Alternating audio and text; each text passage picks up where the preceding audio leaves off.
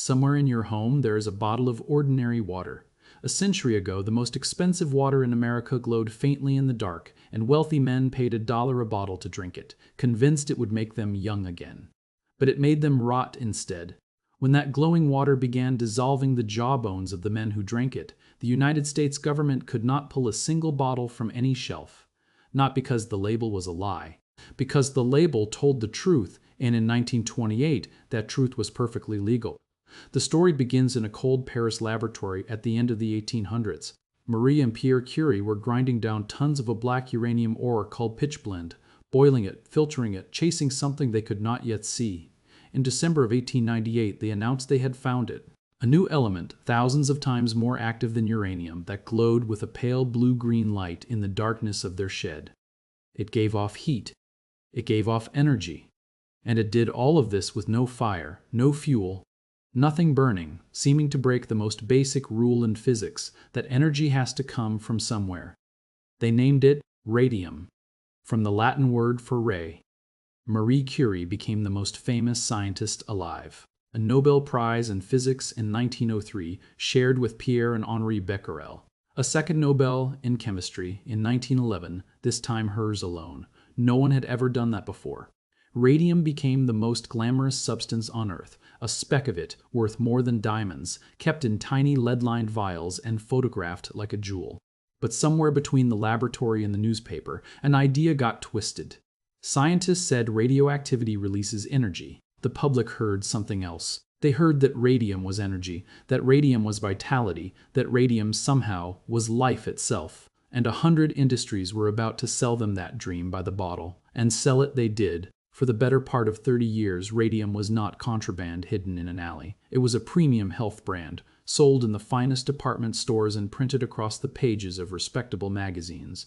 The Revigator was one of the first. A heavy ceramic crock lined with radium-bearing ore, it sat on the kitchen counter, and you filled it with water before bed so that overnight the water would soak up a dose of radioactivity for you to drink at breakfast. Hospitals stocked them. Families treasured them. By the height of the fashion, radium was turning up in soda fountains and health spas and beauty counters, a glowing seal of luxury and science pressed onto almost anything. Then came the bottled version, and it was far stronger. Radithor, sold as certified radioactive water, was distilled water dosed with genuine radium, two forms of it, radium-226 and radium-228. It was advertised with lines like a cure for the living dead and perpetual sunshine, sunlight you could pour from a glass. From France came Tho Radia, a whole line of beauty products laced with radium and thorium. There were face creams and tinted powders, lipstick and scented soap, and even a radium toothpaste promised to make your smile shine in the dark. The entire brand traded on the name of a Dr. Alfred Curie, a distinguished-sounding physician who did not exist, invented from thin air to borrow the magic of the most trusted name in science. It went further still, into the bedroom. Vita radium suppositories and a gold-plated device called the Radiandocrinator, both sold by a man named William Bailey, were worn against the body near the genitals and promised to restore lost manly vigor to aging men. And beyond the products people took seriously, radium was pitched for hair tonic, bath salts, chocolate, soda water, condoms, boot polish, garden fertilizer, and even wool for babies. If a thing could be sold, someone tried to make it glow. But here is where the honest version of this story matters, because the legend gets it wrong. Not everything with radium on the label was dangerous, and not everything that glowed was actually radium. Radium brand creamery butter, for one, contained no radium at all. The word was simply fashionable, the way we stamp the word quantum on things today. Even the products that did contain it varied wildly. The Tho Radia cosmetics from France carried doses low enough to do very little harm to most of the people who used them. Radithor, the bottled water, was a different animal entirely. Its doses were high, and they were lethal. There was one more wrinkle that made the whole craze feel respectable. Radium genuinely did work as a medicine against certain cancers, delivered in careful external doses by physicians, so the notion that a little of it might heal you was not pure quackery. That kernel of real science was exactly what the tonic sellers leaned on. The difference between a harmless gimmick and a death sentence came down to how much radium was really in the bottle, and whether it stayed outside the body or was swallowed and locked into the bone, and almost no one buying it had any way to know. So why did this go on for years, with radium tonics still lining pharmacy shelves and glowing out of glossy magazine advertisements? Why did no one stop it? The answer is the strangest part of the whole affair, and it is the reason this story matters at all. William Bailey, the man behind Radithor, was so confident in his product that he publicly offered $1,000 to anyone who could prove that Radithor did not contain the radium he advertised. It was a genuine challenge, printed in the open, and no one ever collected. No one collected because Bailey was telling the truth. His water really did contain radium, exactly as much as the label claimed, and sometimes a good deal more. That single fact broke the law. The one federal safeguard that existed at the time was the Pure Food and Drugs Act of 1906, passed after national scandals over rotten meat and fake medicines. But read the law closely, and you find its fatal weakness. It policed lies. It went after products that were mislabeled, adulterated, or fraudulent, products that claimed to be one thing and were secretly another. Radithor claimed to be radioactive water, and it was radioactive water.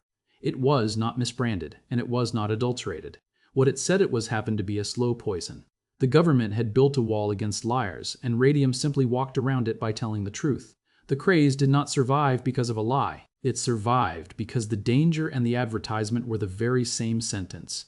Why could a bottle of honest water kill a man? The answer lives at the level of a single bone.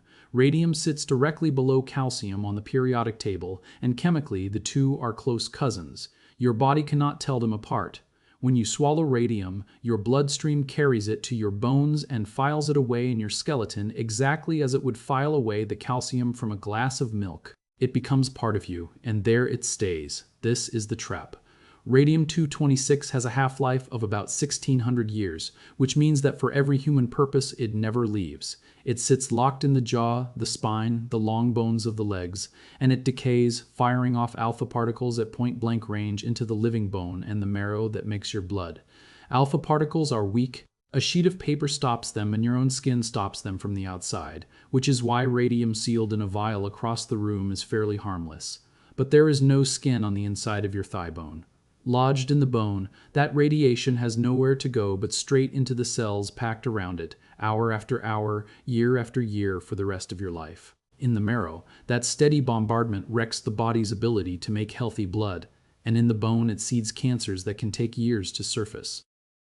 It is why the dial painters and the radium drinkers so often failed the same way, with dying blood and jaws that would not heal. The jaw was frequently the first to go, because every aching tooth and every dentist's extraction opened a doorway for the softened, irradiated bone to break down and become infected, a wound the doctors of the day would come to call radium jaw. So consider what the glow actually was. When the public looked at glowing radium water and saw life and energy and health, they were looking at the exact opposite. The light was radiation. And when that same radiation was sealed inside a human skeleton, the beautiful glow they were drinking was a body being quietly burned from within, one bone cell at a time. The marketing promised vitality. The physics delivered a skeleton on fire in slow motion. Those were never the same thing, no matter what the label said. The wealthy men drinking radium water were not the first to pay for it. That bill came due first in a factory in Orange, New Jersey, at a company called United States Radium. The firm had a product of its own, a luminous paint it sold under the brand name Undark, mixed from radium and zinc sulfide, and it glowed a soft green in the dark without any power at all. During the First World War and after, that paint went onto the dials of watches and clocks and the instrument panels of aircraft, so that soldiers and pilots could read the time and their altitude in the dark. Millions of luminous dials were painted this way. Someone had to lay down those tiny numbers by hand, and the work was fine and delicate, so the company hired young women and girls, some of them barely in their teens. They were taught a technique to keep their brushes sharp, lip dip paint. You wet the tip of the fine camel hair brush between your lips to draw it to a perfect point, dipped it in the glowing radium paint, and laid down a number no wider than a grain of rice. Then you did it again. Lip, dip, paint, hundreds of times a shift, day after day, swallowing a little more radium with every point of the brush. The pay was around $20 a week, real money for a working girl in that era. And for a while the job was considered a plum, clean and well-paid and faintly magical. The dust settled on their hair and their dresses and made them shimmer as they walked home in the evening. Some of them painted their fingernails with it and even their teeth to surprise their sweethearts in the dark. When a few of the young women asked whether the paint was safe to swallow, they were told it was harmless, that if anything it would put a healthy color in their cheeks. Many of them believed that reassurance right up until their own jaws began to fail.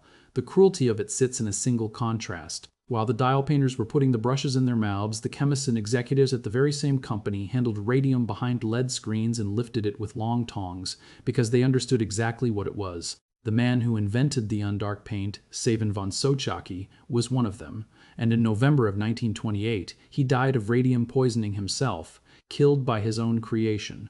The president of the company, Arthur Roeder, understood the danger too. His job, as the young women began to sicken, was to make sure no one else found out. The sickness, when it came, did not look like radiation poisoning to the doctors of the 1920s, because no such diagnosis existed yet. It began in the mouth. One of the first to fall ill was a dial painter named Amelia Maggia, known to everyone as Molly, one of 7 sisters from an Italian immigrant family in New Jersey. And this is a point worth getting right because a great many retellings botch it. Molly and Amelia are the same woman, not 2 separate victims. Her sisters, Quinta and Albina, would live long enough to become plaintiffs in the fight that followed.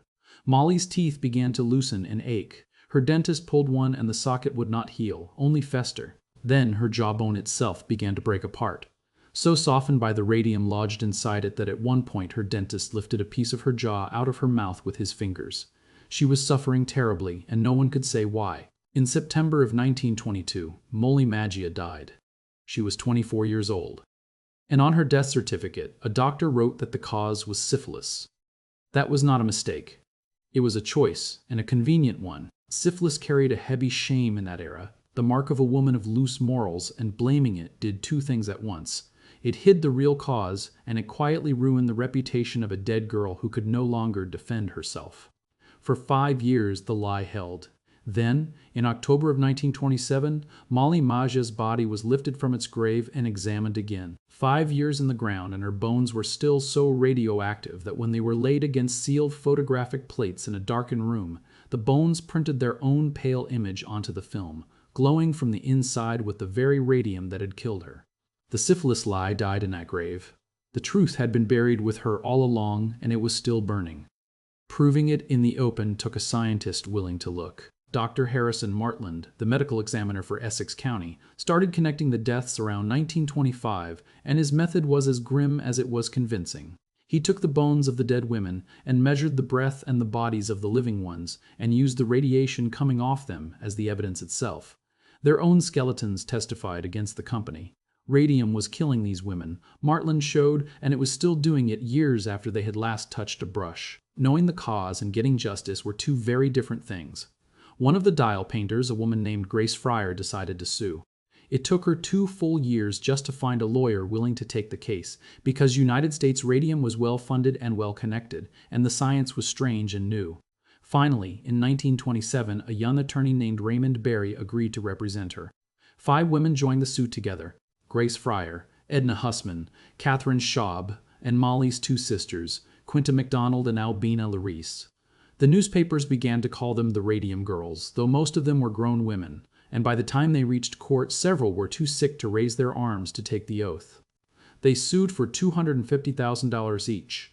In 1928, the company settled, rather than let dying women testify in open court for weeks on end. Each woman received a lump sum of $10,000, a pension of $600 every year for life, and the full cost of her medical care and her lawyers. It was, for the time, a real acknowledgement that a company could be held responsible for what its work did to the human body. But for the women themselves, it came far too late. Most of them were dead within a decade, their settlements barely outliving them. If you are the sort of person who wants the real mechanism underneath the history, and not just the legend, subscribe, and stories built like this one will keep finding you. Now back to the factory floor, because New Jersey was not the end of it. The same fatal lesson had to be learned all over again. Hundreds of miles west, in the town of Ottawa, Illinois, another firm called the Radium Dial Company was running the identical operation, teaching a fresh group of young women to point their brushes with their lips, long after the deaths back east should have ended it. Before long, the women of Ottawa began to break down exactly as the New Jersey women had, their bones softening, their bodies failing while they were still young. One of them became the face of the second fight. Catherine Wolfe Donahue was wasting away, her weight dropping below 70 pounds, her jaw crumbling, and by 1938 she was giving her testimony from a bed set up in her own front room because she was far too ill to travel to the hearing. The Ottawa women had given themselves a name, dark and defiant, that told you everything about their situation. They called themselves the Society of the Living Dead, and they won. The Illinois Industrial Commission ruled in their favor, a landmark decision that helped establish an employer's responsibility for occupational disease, for illness caused not by an accident, but by the slow poison of the job itself. Some of the Ottawa women, Catherine Donahue and a young worker named Peg Looney among them, were so radioactive by the end that they were buried in caskets lined with lead so that the ground around them would be spared what the paint had done to their bones. 2 states. 2 waves of the dead and the dying, all of them working women, and still the federal government did not truly move. What finally forced its hand was the death of a man who could not have been more different from the girls in those factories. Eben Byers was a wealthy Pittsburgh industrialist, a champion athlete who had won the United States amateur golf title in 1906, a fixture of high society. After hurting his arm, a doctor prescribed Radithor, the certified radioactive water, and Byers loved it. He said it made him feel wonderful, energetic, restored. So he kept drinking it, roughly 1,400 bottles over a few short years, ordering it by the case and pressing it on his friends and business partners as a tonic, far past any sane dose. By the time he finally stopped, he had taken in something like 3 times the amount known to be fatal. Then his body began to come apart in the way the dial painters' bodies had. His jaw rotted and had to be cut away. Holes opened in his skull. He wasted from a robust sportsman into a hollowed-out man, and in 1932 he died of it. Regulators had in fact already begun moving against the maker of Radithor late in 1931, ordering him to stop, but it was Byers' very public ruin that hardened the will to end the trade for good, and a Wall Street Journal writer would sum up the whole grim era in one unforgettable line that still gets quoted today, that the radium water worked fine until his jaw came off. This time, the country paid attention. Federal regulators pressed hard against Radithor and the radium tonics, and the industry that had run for years in plain sight finally began to collapse. What should trouble you is the timing. Historians who have studied it closely point out that the government acted with far more speed to protect wealthy consumers than it ever did to protect its workers. Dozens of poor immigrant women had sickened and died in factories for years without moving the machinery of the state. One rich, famous man drank himself to ruin, and the rules changed. When Eben Byers was exhumed in 1965, more than 30 years after his burial, his remains were still intensely radioactive. The radium keeps its own time, and it does not care what class you were born into. Stories like this collect legends, and one of them deserves correcting, because getting it right actually makes the truth stranger, not tamer. You may have heard that the graves of the Radium Girls still set off Geiger counters, that you can walk a New Jersey cemetery and hear the clicking rise over every headstone. The real picture is more precise than that.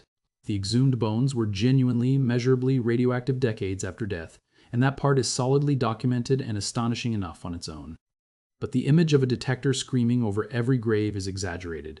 People who have actually gone out with working instruments have found no reading above the normal background at a number of these graves, including Molly Maggia's and Grace Fryer's own resting places. The radium is locked in the bone deep underground, and much of its radiation never reaches the surface. What is true is quieter and eerier than the legend. The danger was always on the inside, where no detector on the outside could reach it, which is exactly what made it so deadly in the first place. If you want a single life that captures the whole tragedy, consider a woman named May Keene. In 1924, she took a job painting dials at the Waterbury Clock Company in Connecticut. The same work, the same brushes, the same instruction to point the bristles with her lips. But May could not stand the taste of the paint. It was gritty and foul in her mouth, and she simply refused to do it, wiping her brush into a point instead. Her supervisors were not pleased with a girl who would not follow the method, and she was pushed out of the job after only a few days. That refusal saved her life.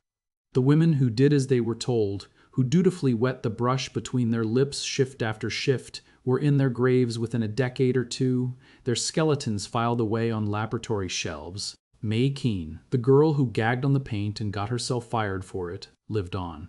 And on.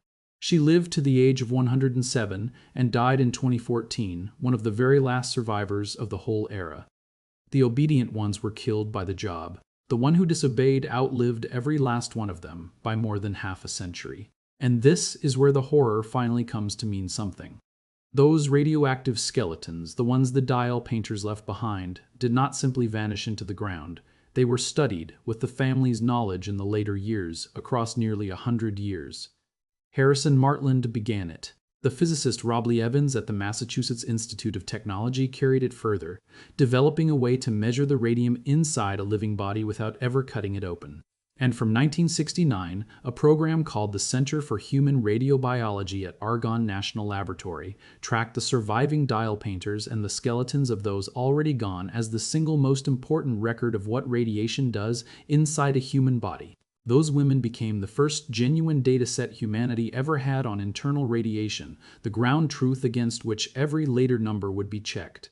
Some of those skeletal samples are preserved even now, still faintly active, still teaching. In 1941, working from that data, Robley Evans set a limit. He fixed the maximum permissible body burden of radium at 1/10 of a microgram, the greatest amount a person could carry with a wide margin of safety. By his own account, he chose that margin by a simple human test, setting it at a level he would be comfortable with if the person carrying that radium were his own wife or his own daughter. It was the first tolerance limit ever established for any radioactive substance inside the human body, the first line anyone had ever drawn between a safe dose and a deadly one. And the timing was grimly perfect, because the country was about to build the atomic bomb. When the Manhattan Project needed to protect its workers from a brand new element called plutonium, it had almost no data on plutonium itself. So the scientists took Evans' radium number, the one written in the bones of the dial painters, and applied it directly to plutonium-239. That single figure became the foundation of radiation safety for the entire atomic age. It still is. Nearly every rule that protects a modern nuclear worker traces back to that line. A worker in a power plant today carries an annual radiation limit of around 50 millisieverts, a figure descended in an unbroken line from those first measurements. The protections you take completely for granted were paid for, quite literally, in their bones. That wreckage is still in the ground as well. Around 16 Superfund cleanup sites sit scattered near Ottawa, Illinois. And in New Jersey, the danger spread far past the factory walls, because waste from the radium works was hauled off and used as ordinary fill dirt, packed under lawns and driveways, and even mixed into the concrete of foundations, so that whole streets of family homes in Essex County were quietly built on radioactive ground. It took roughly 14 years, from 1990 to 2004, to dig the contaminated soil out from under those houses and haul it away by the trainload. And in 1938, the Federal Food, Drug, and Cosmetic Act finally handed the government the power it had lacked all along, to pull a dangerous product from the shelf even when its label told the perfect truth. So the next time you pick up a bottle of water without a second thought, or simply trust that the product on the shelf must be safe because it is allowed to be sold, remember where that trust came from. It was not always there. It was built, late and imperfectly, out of a strange craze for a glowing element, a loophole that let the truth kill people legally, and a group of young women who did exactly as they were told and died young for it. They were sold a promise of endless life. What they left behind was the first real protection against invisible, slow-moving harm, the kind you cannot see or smell or point a meter at until it is far too late. The glow is gone from our medicine cabinets now. The rules those women wrote in their own skeletons are still keeping the rest of us alive.